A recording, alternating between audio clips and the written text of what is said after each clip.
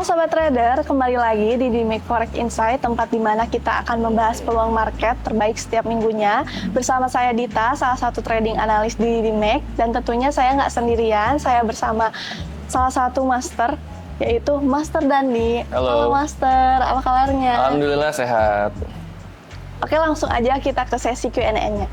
Oke Master, untuk pertanyaan pertama, kenapa data ISM Manufacturing PMI minggu ini penting untuk market? Oke, jadi di sini saya udah rangkum data-data untuk ISM Manufacturing PMI minggu ini ya Mbak Dita ya. Jadi jika ISM Manufacturing PMI naik dari 53,3 naik ke 54, itu sesuai atau bahkan melampaui proyeksi. Nah, artinya aktivitas manufaktur AS itu masih ekspansif dan ekonominya tetap solid.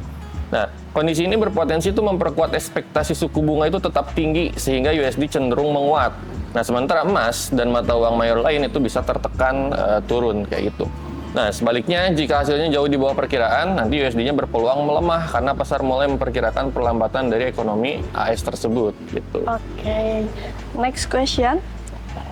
Apa dampaknya jika unemployment change Selandia Baru turun menjadi 0,1%, Master? Oke, ini kita ngomongin New Zealand dollar ya. Jadi untuk proyeksi menunjukkan pertumbuhan tenaga kerja itu melambat dari 0,2% itu menjadi 0,1%. Nah, ini mengindikasikan pasar tenaga kerja itu mulai kehilangan momentum.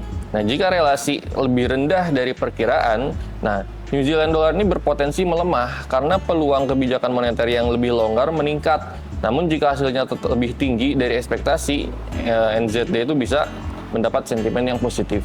Gitu. Oke, next question. Kenapa kenaikan tingkat pengangguran NZD perlu diperhatikan trader, Master?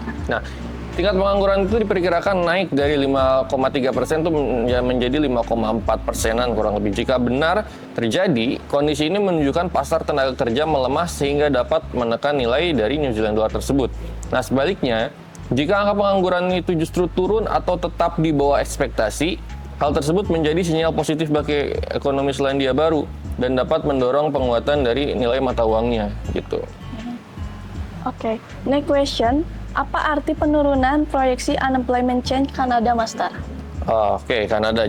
Jumlah penambahan tenaga kerjanya itu diperkirakan turun dari 18,2 ribu ya, itu menjadi 15 ribu. Nah, ini menjadi pertumbuhan lapangan kerja itu mulai melambat kayak gitu. Nah, jika hasil aktualnya lebih rendah lagi, Canadian dollar itu berpotensi tertekan karena pasar menilai ekonomi kehilangan momentum. Sebaliknya, data yang lebih kuat dari perkiraan itu bisa mendukung penguatan dari mata uangnya. Gitu. Oke, Master, mengapa data pengangguran Kanada tetap penting meski proyeksi tidak berubah? Nah, tingkat penganggurannya itu diperkirakan tetap di 6,5% ya. Meski terlihat stabil, sebetulnya hasil aktualnya tetap menjadi penentu arah dari Canadian dollar. Nah, jika angka naik di atas 6,5%, pasar bisa menilai kondisi tenaga kerja itu memburuk sehingga CAD-nya melemah. Sebaliknya, jika turun di bawah perkiraan, CAD itu berpotensi menguat karena menunjukkan pasar tenaga kerja yang lebih sehat. Oke, next question. Mengapa average hourly earning selalu diperhatikan bersamaan dengan NFP, Master? Nah, pertumbuhan upah diperkirakan tuh tetap di 0,3% ya. Nah, data ini tuh menjadi indikator tekanan inflasi dari sisi tenaga kerja. Nah, jika kenaikan upah lebih tinggi dari perkiraan, maka peluang inflasi itu bertahan tinggi meningkat sehingga USD berpotensi itu untuk menguat. Nah, sementara untuk emas itu bisa tertekan. Nah, sebaliknya pertumbuhan upah yang lebih rendah dapat mengurangi tekanan inflasi dan melemahkan nilai mata uang dari USD. Oke, next question. Apa yang perlu diantisipasi dari rilis news NFP minggu ini, Master? Nah, yang perlu diantisipasi ya. Jadi NFP itu diperkirakan naik menjadi 88.000 dari sebelumnya itu di 57.000 untuk datanya. Nah, menandakan pasar tenaga kerja AS itu diprediksi membaik. Nah, jika realisasinya jauh di atas ekspektasi, USD berpotensi menguat. Nah, karena ekonomi dinilai tetap solid. Sementara emas cenderung tertekan turun. Nah, namun jika hasilnya nanti itu jauh di bawah perkiraan, volatilitas tinggi itu bisa muncul dengan peluang pelemahan USD dan penguatan dari emasnya. Oke, last question. Bagaimana pengaruh data unemployment rate AS terhadap pergerakan market, Master? Oke, untuk tingkat pengangguran itu diproyeksi tetap di 4,2%. Jika hasil aktualnya itu nanti lebih rendah, itu menunjukkan pasar tenaga kerja masih kuat sehingga mendukung penguatan USD.